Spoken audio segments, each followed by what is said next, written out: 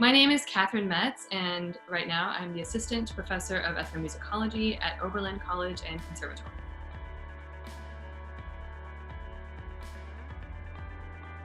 So my PhD was in ethnomusicology, and I studied under the late Dr. Gerard Beag and also Gerard Beag's former student and my Professor Robin Moore. And I actually got a job before I was finished with my degree program. So I went off to do fieldwork in the urban Amazon of Peru in 2006, and I returned in 2007. And then in January of 2008, on a whim, applied for a job that many of my friends kept kind of sending my way and thought that I'd be interested in, which was to be the education instructor at the Rock and Roll Hall of Fame in Cleveland, Ohio. I'd always talked about being interested in arts nonprofit careers, and then that job popped up, and so I went and worked at the Rock and Roll Hall of Fame while I finished writing my dissertation. So I worked a full-time job, actually many more hours than full-time, between 50 and 80 hours a week, while also writing a dissertation.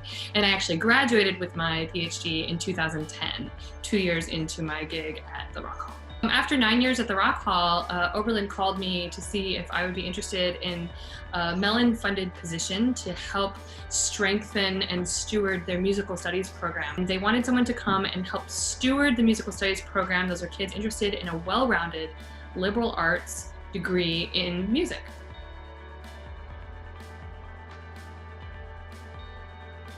I think what's really important when looking at jobs and what you're interested in is find institutions that you really like and respect. So for example, I was a military brat. I've lived all over the nation. And one of the museums that my mom took us to when we lived in Chicago was the Art Institute of Chicago. And I really just like it as just a patron, right? I think it's an amazing museum, has a really neat collection. I like its location. I like Chicago a lot. I like Lake Michigan, even though it's cold. And so I would go and look at the Art Institute of Chicago job post, like the careers section of their website. And I would look at jobs that I'd be really interested in, but I know I'm not quite qualified for. And so looking at the skills and so the skill set, this is what you're supposed to do in this job, and these are the things you should know, like how to speak Spanish or how to, conserve a painting or whatever it is, right? And then these are your actual responsibilities. Because a lot of times with arts nonprofit jobs, they want one person to wear 30 hats. And in any arts nonprofit, you're going to be wearing a lot of hats because there's never enough funding and there's never enough people and there's always too much work. But it's nice to know specifically the hats they're looking for you to wear.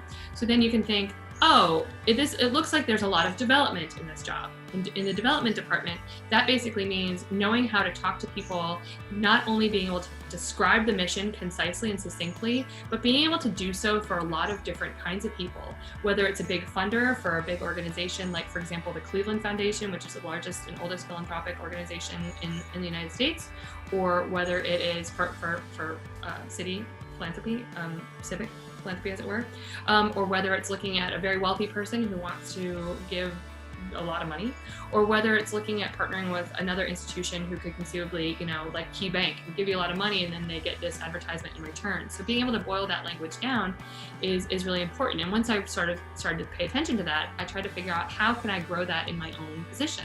So that means I wanted to be more forward-facing with donors when they would come. I would like to represent the education department when we're talking about a new education initiative that we're doing. And looking at those skills and responsibilities of different jobs that you're interested in will really help you, A, figure out how to describe the skills that you likely already have. You're like, oh wait, I can do that. So now you've got a little bit of a heads up on the language that is needed. But number two, if you don't quite have that skill set, you know that you need to work toward that, because it looks like when you look at the Art Institute of Chicago or the Cleveland Museum of Art or the Philadelphia Museum of Art, it looks like they're all looking for something pretty similar when they're finding this whatever position it is. So I think that really assessing those and then paying attention to what you're doing. So if you're in grad school for ethnomusicology, for example, or anywhere in the humanities, what are the functions of the job that you do as a TA? Because it's not just that you can teach and that you know all about, the history of Russia or whatever, right?